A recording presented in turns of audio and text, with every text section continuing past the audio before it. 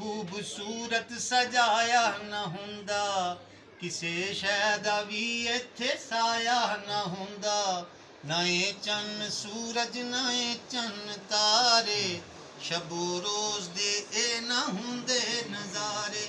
ਜ਼ਮਾਨੇ ਤੇ ਕੁਝ ਵੀ ਨਾ ਹੁੰਦਾ ਜ਼ਹੂਰੀ, ਜੇ ਰੱਬ ਨੇ ਮੁਹੰਮਦ ਸੁਭਾਨ ਅੱਲਾਹ, ਸੁਭਾਨ ਅੱਲਾਹ, ਸੁਭਾਨ ਅੱਲਾਹ।